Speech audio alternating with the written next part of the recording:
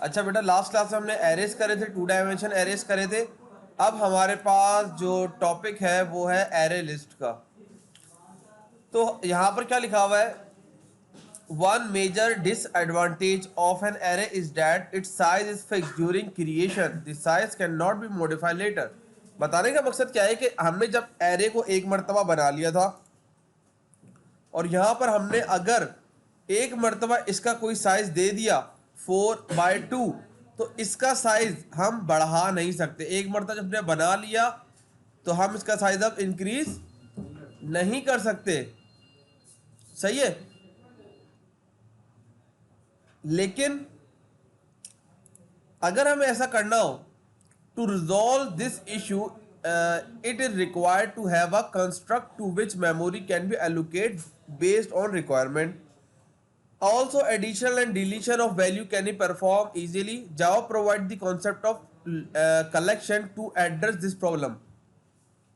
देखो बेटा, होता ये है कि हमारे पास जब एरे था तो एरे के अंदर एरे हमारे पास कोई डायनेमिक नहीं थे, स्टैटिक एरे थे। जो बन गया, जो क्रिएट हो गया, ना उसके अंदर से कोई चीज़ डिलीट हो सकती है, ना बनने के बाद कोई चीज़ चेंज हो सकती है। तो उसके अंदर कोई फ्लेक्सिबिलिटी नहीं थी। इसीलिए इस चीज़ को रिजॉल्व करने के लिए जावा एक कलेक्शन एपीआई लेकर आया। सही है। कलेक्शन हमारे पास एक एपीआई है जिसके अंदर ये एक सिंगल ऑब्जेक्ट है, जिसके अंदर बहुत ये गिन के, जिसके अंदर बहुत सारी चीजों का वो एक सिंगल यूनिट है। समझ ले, यहां पर क्या लिखा हुआ है, collection is a single object that group multiple elements into a single unit. अब यहां पर कलेक्शन का मतलब क्या है कि कलेक्शन हमारे पास एक ऐसा पैकेज है। असल में कलेक्शन क्या है, हमारे पास एक ऐसा पैकेज है जिसके अंदर बहुत सारी क्लासेज हैं, और वो सारी की सारी क्लासेज किस टॉपिक से रिलेटेड है, एरे से रिलेटेड है। हर क्लास के अंदर कुछ फंक्शंस बने हुए हैं जिसके अंदर अलग अलग तरीके से हम डेटा को एरे के अंदर स्टोर करवा सकते हैं, डिलीट करवा सकते हैं, कहीं अपडेट करवा सकते हैं। यानी कुछ ना कुछ उनके अंदर, हर क्लास के अंदर अलग अलग फंक्शंस हैं, कुछ इंटरफेसेस हैं जिसके अंदर तमाम का तमाम सिनेरियो बना हुआ है। अब असल में क्या बोले, the core collection interface that encapsulate different types of collection are showing. अब यहां पर क्या बात करें, असल में कलेक्शन क्या है, आपके पास एक इंटरफेस है। मैं गूगल में जाता हूं, यहां पर जाता हूं और यहां लिखता हूं कलेक्शन।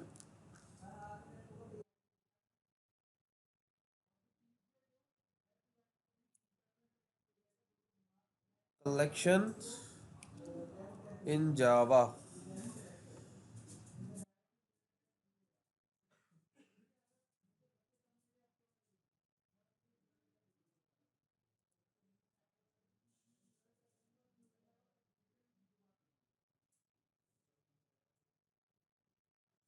अच्छा जनाब, अगर मैं इस इमेज को देखता हूं,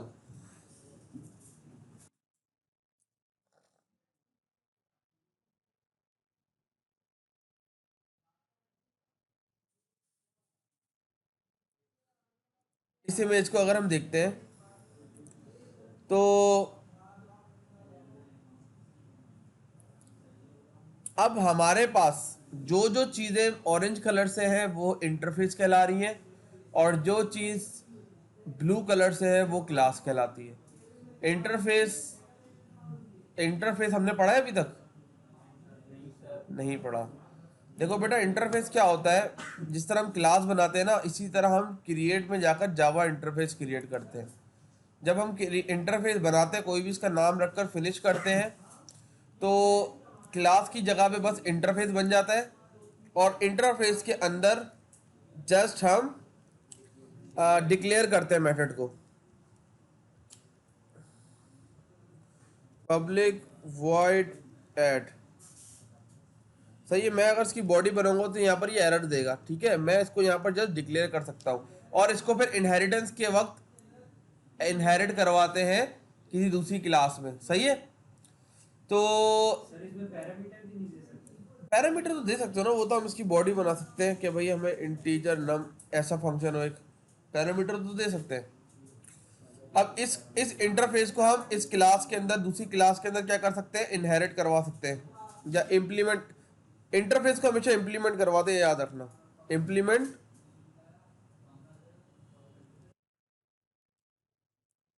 न्यू इंटरफेस। ठीक है, जब हमने यहाँ पर इंप्लीमेंट करवा दिया तो अब लाजमी है कि इस इंटरफेस के अंदर जो मेथड हमने डिक्लेयर करा है उसको हम यहाँ पर डिफाइन करें। तो जैसे ही मैं क्लिक करके इंप्लीमेंट ऑल एब्स्ट्रैक्ट करता हूँ तो ये देखो इसने हमें यहाँ पर वही वाला मेथड को ओवरराइड कर दिया है, और यहाँ पर अब हम कुछ भी कोडिंग उस इसके अंदर कर सकते हैं। तो ये एक इंटरफेस का कॉन्सेप्ट है कि इंटरफेस के अंदर जब हम मेथड को डिक्लेयर करते हैं और जब हम इसको कहीं इंप्लीमेंट करेंगे दूसरी क्लास के साथ, तो उधर लाजमी होता है कि हमें इस क्लास की चीज़ों को यूज़ करना होता है। इसका मेन फ़ायदा ये है कि भाई हम इससे वो चीज़ भूल नहीं सकते कि भाई इस क्लास के अंदर मैंने अगर 4 फंक्शन लाजमी यूज़ करने हैं तो वो जब तक कि हमें एरर देता रहेगा जब तक मैं उसको इम्प्लीमेंट नहीं करवा लूँगा। क्लियर है? अच्छा बेटा, अब आ जाओ टॉपिक के ऊपर। हम बात कर रहे थे किसकी?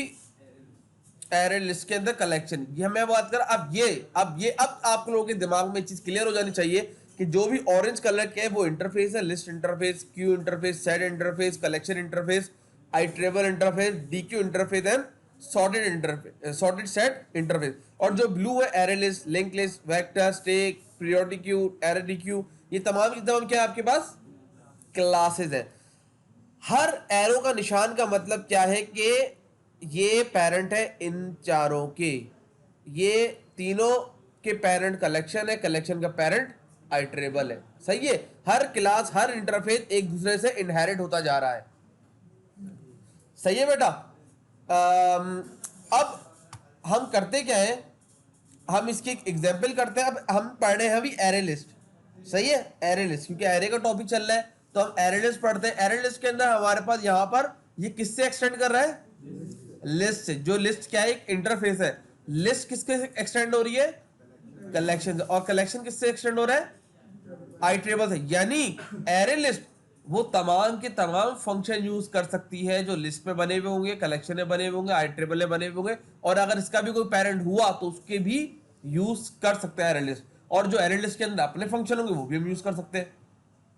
क्लियर है ना बात को? क्योंकि तमाम पेरेंट्स की प्रॉपर्टी को एक्सेस कर सकता है ना एरे लिस्ट। तो अब हम काम करते हैं, अपने यहां पर आते हैं और वो यही चीज बता रहे हैं कि कलेक्शन के अंदर सेट, लिस्ट, क्यू है, सेट के अंदर सॉर्टेड सेट, और इस तरह का ये आपको एक एग्जाम्पल बता रहे हैं। तो मैंने आपको पूरा चार्ट दिखा दिया है। अब इसके अंदर डिफरेंट फंक्शन होते हैं एरे के अंदर। ऐड का, ऐड ऑल का, क्लियर का, क्लोन का। क्लोन का मतलब होता है कॉपी करना।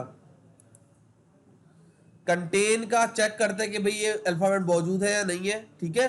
Index, last index of, remove. हम इसकी एग्जाम्पल कर लेते हैं और उसके बाद फिर उसको यूटिलाइज करते हैं। लेकिन उससे पहले यहाँ पर एक चीज लिखी हुई है, to traverse an array list one can use of the following approaches: a for loop, an enhance for loop, iterator and list iterator. ये 4 तरीके, अगर मैंने किसी एरे लिस्ट के अंदर वैल्यू सेव करवाई है तो इन चारों तरीकों में से किसी एक तरीके से भी मैं, इन चारों में से किसी भी तरीके को फॉलो करके मैं उसकी वैल्यू को फैच करवा सकता हूं। ठीक है? अब आ जाते हैं हम, ये 3 मेथड है। अगर हम आइट्रेटर इंटरफेस, हमारे पास आइट्रेटर एक इंटरफेस होता है, अगर उसकी मदद से हम एरे लिस्ट के अंदर से डेटा निकालेंगे तो इन 3 फंक्शन को यूज करते हुए निकालेंगे। नेक्स्ट, हैश नेक्स्ट और रिमूव की मदद से हम कोई रिमूव कर सकते हैं। खैर, सबसे पहले जो है हम आते हैं और इसकी एक एग्जाम्पल कर लेते हैं यहां पर। अच्छा जनाब, तो हमारे पास एक क्लास होनी चाहिए एरे लिस्ट के नाम से। तो मैं एक एरे लिस्ट के नाम से एक क्लास बनाता हूं।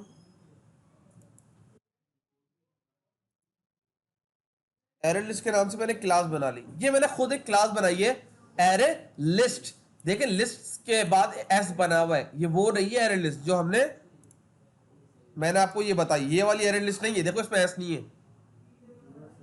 सही है? कीवर्ड सेम नहीं है। कीवर्ड सेम होगा तो वो एरर दे देगा। मिसाल के तौर पर यहां से एस हटा देता हूं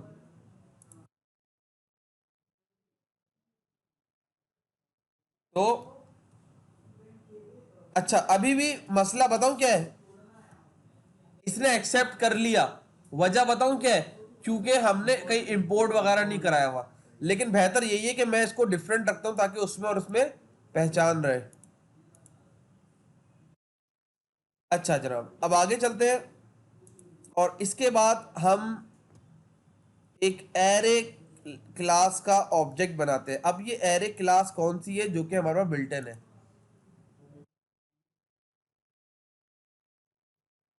अब ये एरर लिस्ट में एरर क्यों नहीं आया? देखो एरर आ गया। मैंने सेव करा, जैसे ही उसने एरर दे दिया।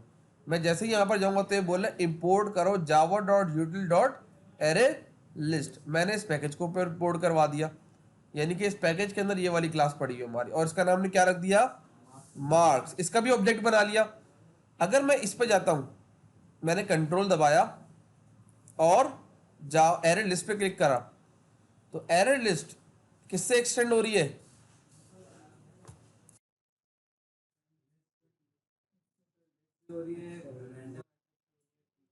लिस्ट से हो रही है, लिस्ट इंटरफेस से। लिस्ट पे मैं क्लिक करता हूं, कलेक्शन से हो रहा है लिस्ट।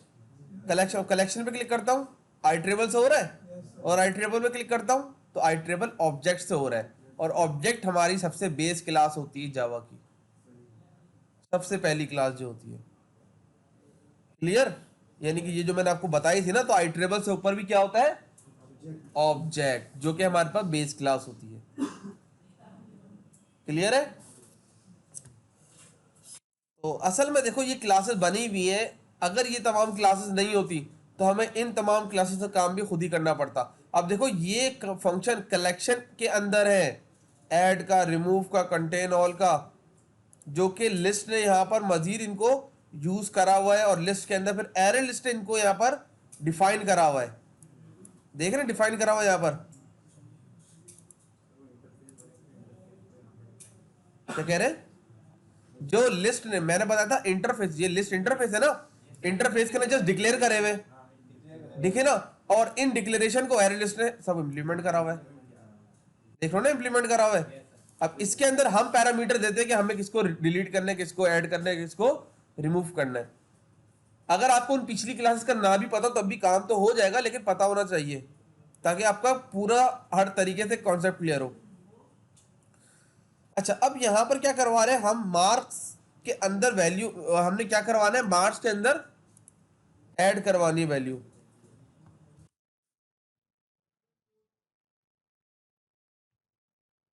अच्छा, ये यहां चीज नहीं होगा, क्योंकि ऑब्जेक्ट को हम इनिशियलाइज तो कर सकते हैं, इंस्टेंशिएट तो कर सकते हैं, लेकिन अगर इस ऑब्जेक्ट की चीजों को यूज करना है तो किसी ना किसी फंक्शन के अंदर हमें उसको यूज करना होगा।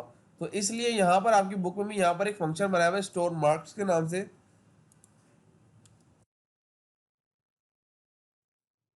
और स्टोर मार्क्स के अंदर इन्होंने क्या करा है? सबसे पहले मार्क्स डॉट 67, 50, 45 एंड 75, चार वैल्यूज ऐड करवा दी।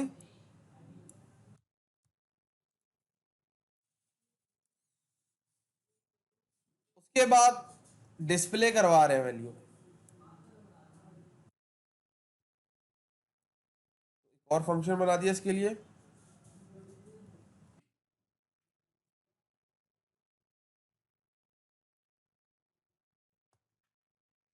सही है। अब डिस्प्ले मार्क्स, सबसे पहले तो एक इन्होंने लाइन प्रिंट करवा दी, मार्क्स आर,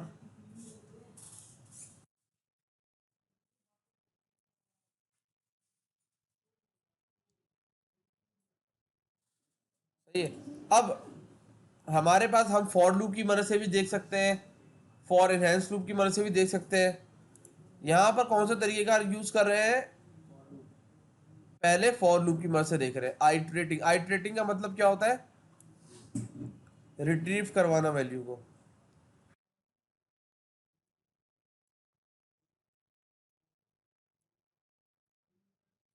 लिख दिया कि iterating array list using for loop. और यहाँ पर वही सिनेरियो यूज करा है जो मैंने आपको ऑलरेडी पहले बताया हुआ है। क्या करा है? मार्क्स का। अच्छा, यहाँ पर साइज यूज होता है। जब मैंने यहाँ पर काम करवाया था आपको, तो मैंने यहाँ पर आपको बोला था कि आप, हाँ, मैंने आपको बोला था कि आपने, वो मेरे ख्याल से मैंने मिटा दिया था, तो मैंने आपको बोला था कि वहां पर आपने यूज क्या करना है? लेंथ यूज करना है। लेकिन क्योंकि हम यहाँ पर क्लास की तरह, क्लास और ऑब्जेक्ट की शक्ल में काम कर रहे हैं, तो यहाँ पर जो भी इसका साइज कहलाएगा, अब इसका साइज कितना है, 1 2 3 4, 4 साइज कहलाएगा। सही है। तो ये लूप भी जब तक के आई की वैल्यू 4 नहीं हो जाएगी, 4 से यानी कि कम नहीं रहेगी, 4 साइज तो हो जाएगा, लेकिन 0 1 2 3 लेस देन 4 चले। तो जब तक कि आई की वैल्यू 3 रहेगी, जब तक ये चलता रहेगा, जैसी 4 होगी इससे बाहर हो जाएगा। और उस इस मार्क से अंदर से वैल्यू निकालने के लिए हम गेट का फंक्शन यूज करते हैं, और गेट के अंदर फिर हम उस इंडेक्स की वैल्यू लिख देंगे। ठीक है ना, कि मार्क्स डॉट गेट, गेट कर लो, निकाल लो कौन सी वैल्यू को जो कि 0 पर हो, कौन सी फिर जो 1 पर हो, जो 2 पर हो। और मैं यहाँ पर एक मेन फंक्शन बनाता हूँ,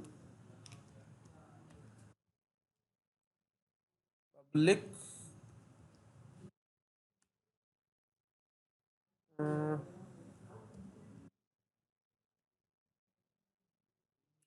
सॉरी एक, हाँ दरअसल मैं उसके अंदर काम कर रहा हूँ ना, इधर करना है, पब्लिक स्टैटिक वॉइड मेन। और अब इसके अंदर मुझे क्या करना है, जो हमने इस क्लास का नाम रखा है उसको ऑब्जेक्ट बनाना है, इसका, इसको ऑब्जेक्ट बनाया मैंने। ठीक है। और सबसे पहले मैं कौन सा फंक्शन चलाऊंगा, पहले तो स्टोर करूंगा ना मार्क्स को, स्टोर मार्क्स, और उसके बाद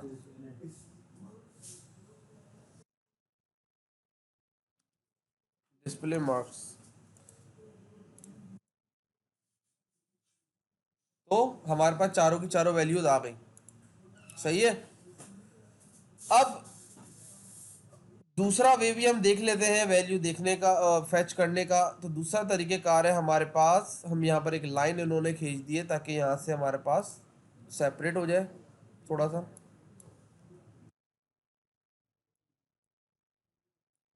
और दूसरा तरीकेकार है हमारे पास आई ट्रेबल के थ्रू।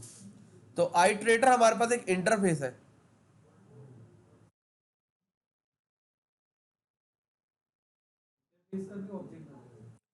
इंटरफेस, देखो मैंने पहले इसको इंपोर्ट करना है। ठीक है, यूटिल डॉट आई ट्रेबल। अच्छा, इंटरफेस का ऑब्जेक्ट इनिशियलाइज नहीं होता, हमने जस्ट उसको एज अ, जिस तरह वेरिएबल इनिशियलाइज नहीं करते, इंटीजर नम, इसी तरह आइट्रेटर आई मार्क, आइट्रेबल में मैं जाता हूं तो यहाँ पर देखो वो तीन वो फंक्शन बने हुए जो मैंने आपको बताया आइट्रेटर के अंदर यूज होते हैं, हैश नेक्स्ट, रिमूव और नेक्स्ट। सही है। ये फंक्शंस अब हम यूज करेंगे यहाँ पर। मैंने क्या बोला कि ये जो हमारे पास मार्क्स ऑब्जेक्ट था, इसके अंदर हमारे पास क्या हो जाइए, अब ये क्या आइट्रेटर का, अब ये कहाँ आ गया हमारे पास, लेकर एरे लिस्ट के अंदर लेकर आ गया। अब एरे लिस्ट के अंदर हमारे पास एक फंक्शन है ना ये, क्योंकि मार्क्स डॉट आइट्रेटर, मार्क्स किसका ऑब्जेक्ट है, एरे लिस्ट का। तो एरे लिस्ट के अंदर के एक फंक्शन को हमने कॉल करा है ना, यानी कि आइट्रेटर हमारे पास करता क्या है, ये करता क्या है, ये हमारे पास ये जो वैल्यूज हमने इसके अंदर असाइन कराई हुई है, इसको काउंट करके आई मार्क्स में असाइन करवा देगा। सही है। यानी कि बारी बारी चेक करवाते हैं। अब हम कंडीशन बनाएंगे नीचे।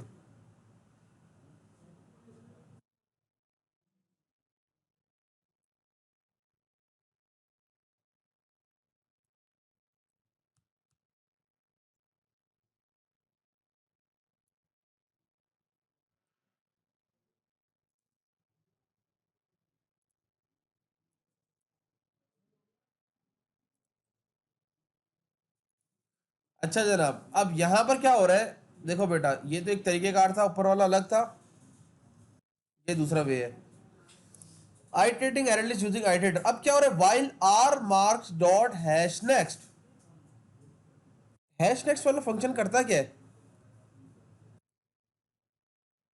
जो हैश नेक्स्ट वाला फंक्शन है,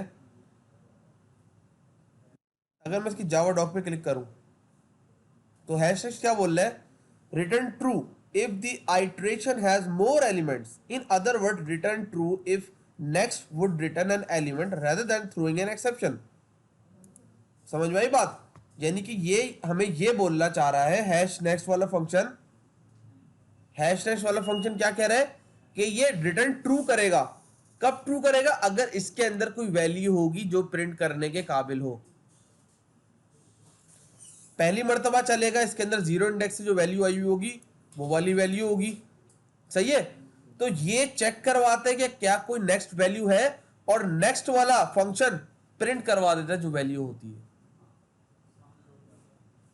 सही है। मैं इसको एक मर्तबा चलाता हूं, दोबारा वही आउटपुट आ गया। ये लूप की मदद से आया था, या इटरेटर की मदद से आया। हैश नेक्स्ट दोबारा सुन लो एक मरतबा। हैश नेक्स्ट ये बोलता है कि क्या आई मार्क्स के अंदर जो साइज आया है उसके अंदर कोई नेक्स्ट एलिमेंट है। तो पहला तो एलिमेंट होगा ना जीरो, तो वाइल ये कंडीशन ट्रू हो गई। जब ये कंडीशन ट्रू हुई तो नीचे आकर आई मार्क्स के अंदर जो पहली वैल्यू थी उसको इसने प्रिंट करवा दिया। दोबारा आया, दोबारा वैल्यू थी, दूसरी वाली वैल्यू प्रिंट करवा दी। हैश नेक्स्ट ट्रू करवाकर लूप को चला रहा है और नेक्स्ट उसको प्रिंट करवा रहा है। बिल्कुल गेट का काम कर रहा है, लेकिन ये बता रहा है कि हाँ जो नेक्स्ट वाली वैल्यू ऊपर से सही होकर आई है वही प्रिंट करवानी है, सही है। इसके बिल्ट इन फंक्शन है, ये मैंने खुद नहीं बनाया भाई, ये जावा वालों ने खुद बना कर दिए हमें। अच्छा जनाब, अब आगे चलते हैं और हमारे पास एक और तरीकेकार है। एक और फंक्शन है सॉर्ट का। कलेक्शन हमारे पास क्या है? कलेक्शन एक इंटरफेस है ना, ऐसे ही बताया था ना अभी थोड़ी देर पहले। कलेक्शन के अंदर एक फंक्शन है सॉर्ट का। ये देखो, मैं सॉर्ट पे क्लिक करता हूँ तो ये मुझे कलेक्शन के अंदर ले गया। कलेक्शन के अंदर एक फंक्शन है ये सॉर्ट का, सही है। अब यहां पर क्या हो रहा है, ये क्या करता क्या है, ये सॉर्टिंग कर देता है हमारी वैल्यू को। अब देखो इसकी जावा डॉक नहीं बनी हुई, तो मैं सॉर्ट पे क्लिक करता हूँ, जावा डॉक दिखता हूँ, हाँ बनी हुई इसकी। Sort the specific list into ascending order according to natural order of its element. तो असेंडिंग ऑर्डर का मतलब क्या होता है? 1 to 10 या 10 to 1?